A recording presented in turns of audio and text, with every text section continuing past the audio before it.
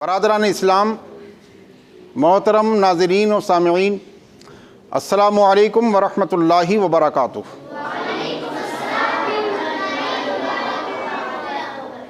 آج کا موضوع ہے کہ نشہ، جو لوگ نشہ کرتے ہیں اور شراب خوری کرتے ہیں، اس تعلق سے آپ سماعت کریں۔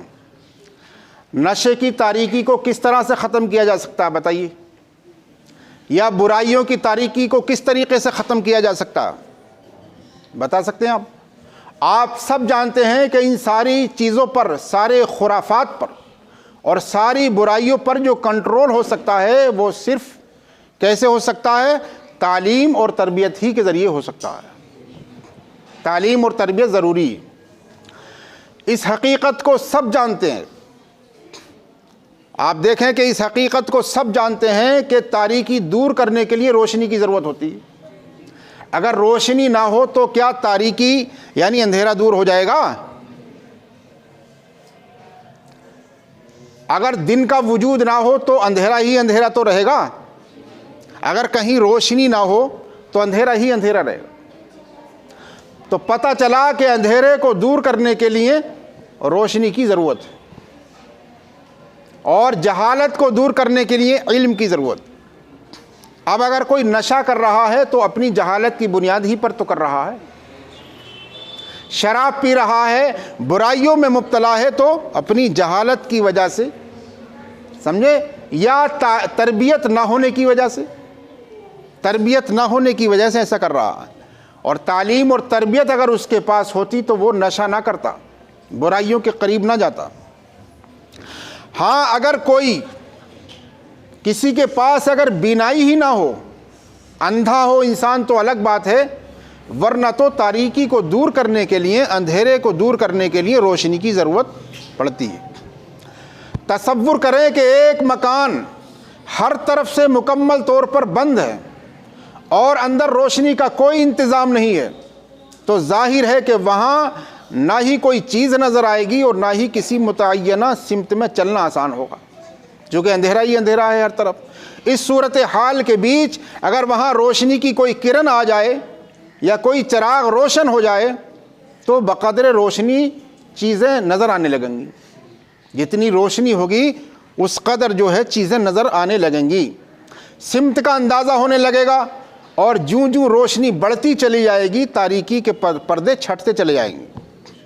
اس کے برخلاف اگر کوئی مکان روشنی میں نہایا ہوا ہو، وہاں خوب روشنی ہی روشنی ہو، تو وہاں کی ساری چیزیں بھی صاف نظر آتی ہیں، کھڑکیاں بھی صاف نظر آتی ہیں، دروازے بھی صاف نظر آتے ہیں، بآسانی آپ ہر چیز کو دیکھ سکتے ہیں۔ مگر جب اسی مکان کی روشنیاں ایک ایک کر کے گل ہونے لگیں گی تو رفتہ رفتہ تاریکی میں اضافہ ہوتا جائے گا، اندھیرے میں اضافہ ہوتا چلا جائے گا، روشنی کم ہوگی تو اندھیرا بڑھے گا، اور دروازے کھڑکیاں روشن دان کے بند ہو جانے کے بعد وہاں مکمل طور پر تاریکی کا راج ہو جائے گا، اندھیرا ہو جائے گا، پھر نہ ہی وہاں کوئی کام ڈھنگ سے ہو پائے گا اور نہ وہاں سے باہر نکلنا آسان ہوگا، ہر طرف اندھیرا ہی اندھیرا ہوگا۔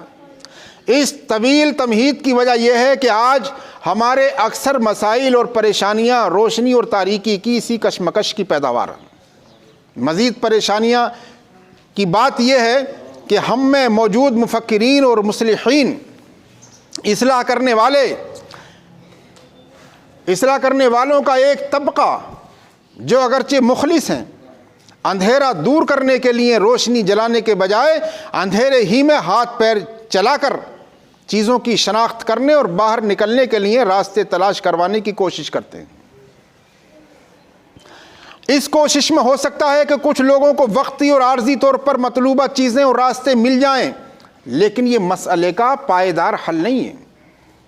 آئیے ہم مذکورہ کلیات کو دور حاضر کے ایک اہم مسئلے پر منطبق کر کے دیکھتے ہیں کہ یہ اہم مسئلہ نوعمروں اور جوانوں میں نشے کی لت کا ہے۔ نشہ کرتے ہیں ہمارے نوجوان، بہت سارے لوگ شراب پیتے ہیں۔ آج یہ تہیہ کریں، عزم مصمم کریں اور اللہ کی بارگاہ میں سچے دل سے تائب ہو جائیں۔ یہ بڑا گناہ ہے، گناہ کبیرہ ہے یہ، جس کی حرمت کا ذکر قرآن پاک میں موجود۔ ایک ایسے وقت میں جبکہ ملت اسلامیہ کے نونہالوں کا ایک بڑا طبقہ نشے کی لت سے بدحال ہے، ان کو راہ راست پر لانے کی ہماری اکثر کوششیں اندھیرے ہی میں ہاتھ پیر مارنے تک محدود رہتی ہیں۔ ان نونہالوں کے تعلق سے ہماری کوشش بس اتنی ہوتی ہے کہ ہم جب انہیں مشکوک حالت میں دیکھتے ہیں یا جب ہم انہیں رنگے ہاتھوں پکڑتے ہیں تو ان کی زبردست سرزنش کرتے ہیں، ڈراتے ہیں، دھمکاتے ہیں، مارتے پیٹتے ہیں۔ اس رد عمل سے ہو سکتا ہے کہ کچھ بچے وقتی طور پر نشہ بازی سے رک جائیں، لیکن دوبارہ ان کا اسی راستے پر چلنا بھی تقریباً طے ہوتا ہے۔ قبل اس کے کہ ہم اپنے بچوں کے لیے ایسی روشنی جلانے کی بات کریں جس سے یہ نشے کی تاریکی کو اپنی زندگی سے مکمل طور پر دور کریں، آئیے ہم ان بچوں کے نشے کا شکار ہونے کے وجوہات پر غور کریں۔